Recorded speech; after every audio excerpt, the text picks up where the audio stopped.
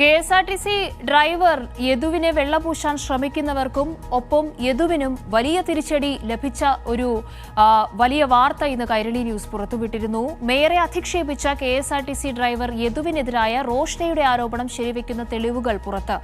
June 19 bus ഓടിച്ചത് യദുവാണെന്ന് സ്ഥിരീകരിച്ച് KSRTC ഡിപ്പോയിലെ schedule Kairali news ഇന്ന് പുറത്തുവിട്ടു. വണ്ടി ഓടിച്ചത് യദു തന്നെയാണെന്ന് സ്ഥിരീകരിച്ച് കെഎസ്ആർടിസി വിജിലൻസ് വിഭാഗവും റിപ്പോർട്ട് സമർപ്പിച്ചു. അതേസമയം മാധ്യമങ്ങളുടെ ചോദ്യങ്ങൾക്ക് വ്യക്തമായ മറുപടി നൽകാനാകാതെ യദു പതറുന്ന കാഴ്ചയും ഇന്ന് കണ്ടു. എസ് ഷീജ തിരുവനന്തപുരത്ത് നിന്ന് നൽകും സമഗ്ര വിവരങ്ങൾ. തീർച്ചയായും ഏതായാലും യദുവുമായി ബന്ധപ്പെട്ടുള്ള വിഷയത്തിൽ, അതായത് KSRTC ഡ്രൈവറായിട്ടുള്ള യദു മേയർ ആര്യ രാജേന്ദ്രനെ അശ്ലീല ആംഗ്യം കാണിക്കുന്നു. അതേ തുടർന്ന് ആ വിഷയം ആ രീതിയിൽ മുന്നോട്ട് പോകുന്ന ഒരു പശ്ചാത്തലത്തിലാണ് കഴിഞ്ഞ ദിവസം നടി റോഷ്നയുടെ ഒരു വെളിപ്പെടുത്തൽ വരുന്നത്. ഇതേ ഡ്രൈവറിൽ നിന്ന് തന്നെ തനിക്കും സമാനമായ അനുഭവം ഉണ്ടായിട്ടുണ്ട്, ദുരനുഭവം ഉണ്ടായിട്ടുണ്ട്. അത് കുന്നംകുളത്ത് വെച്ചാണ് എന്നുള്ള കാര്യം അവർ FB പോസ്റ്റിലൂടെയാണ് കാര്യങ്ങൾ വ്യക്തമാക്കിയിട്ടുണ്ടായിരുന്നത്. പക്ഷേ അപ്പോൾ സ്വാഭാവിക ഒരു വിഭാഗം ഉയർത്തിയ ചോദ്യം എന്ന് പറയുന്നത് ആ വാഹനം ഓടിച്ചിരുന്നത്, ആ KSRTC വാഹനം ഓടിച്ചിരുന്നത് യദുവാണ് എന്നുള്ളതിന് എന്ത് തെളിവ് എന്നുള്ളതായിരുന്നു. അതിന്റെ തെളിവുകളാണ് ഇന്നിപ്പോൾ കൈരളി ന്യൂസ് പുറത്തുവിട്ടത്. അതിൽ ഏറ്റവും സുപ്രധാനം എന്ന് പറയുന്നത്, അന്നത്തെ ദിവസം ഈ വാഹനം പുറപ്പെട്ടത്, ഇവിടെ തിരുവനന്തപുരത്ത് നിന്നും പുറപ്പെട്ട വാഹനം ഓടിച്ചിരുന്നത് യദുവാണ് എന്ന് വ്യക്തമാക്കുന്ന അതിന്റെ ഷെഡ്യൂളാണ്, KSRTC ഡിപ്പോയിൽ നിന്നുള്ള ഷെഡ്യൂളാണ് നമ്മൾ പുറത്തുവിട്ടതിൽ ഒരു തെളിവ് എന്ന് പറയുന്നത്. അതിനൊപ്പം തന്നെ ട്രിപ്പ് ഷീറ്റിൽ കൃത്യമായ രീതിയിൽ തന്നെ ആ വാഹനത്തിന്റെ ഡ്രൈവർ ആരായിരുന്നു, അതിന്റെ കണ്ടക്ടർ ആരായിരുന്നു എന്നുള്ളത് പേര് എഴുതി ഒപ്പിടേണ്ടതുണ്ട്.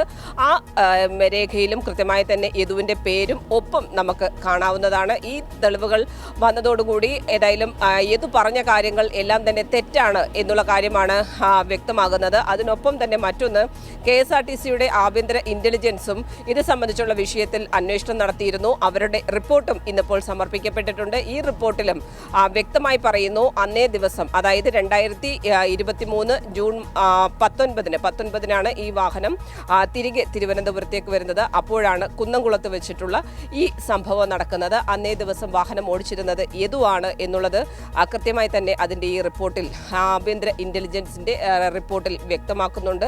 ഒപ്പം തന്നെ യദു തന്നെ സമ്മതിച്ചിട്ടുണ്ട്. യദുവിന്റെ മൊഴി ഉൾപ്പെടെയാണ് ഈ റിപ്പോർട്ട് സമർപ്പിച്ചിരിക്കുന്നത്. യദു അതിൽ പറയുന്നു, യദു തന്നെയാണ് അന്നത്തെ ദിവസം ഈ വാഹനം ഓടിച്ചത് എന്നുള്ളത് വ്യക്തമാക്കുന്നുണ്ട്.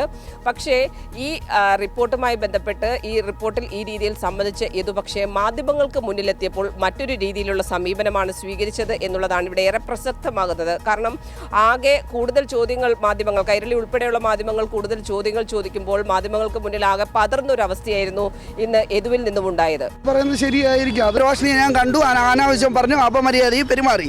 അത് വേണമെങ്കിൽ ഞാൻ സമ്മതിച്ചു തരാം. എനിക്ക് അതാണ് പറയാനുള്ളത്. എന്താണ് നിങ്ങളെ ഉദ്ദേശം? എങ്ങനെയാണ് ഒരാളെ ബുദ്ധിമുട്ടിക്കണത്? നിങ്ങൾ ഏത് ചാനലാണ് ചേച്ചി? കൈരളിയാണോ? ഓ, അപ്പൊ നിങ്ങൾ ഇത് പ്രതീക്ഷിക്കുന്ന ഇത് തന്നെയാണ് പ്രതീക്ഷിക്കുന്നത്.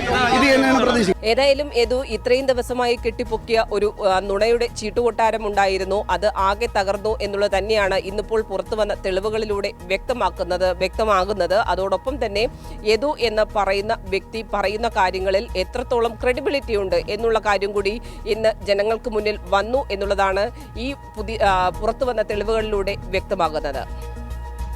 ശരി ഷീജ.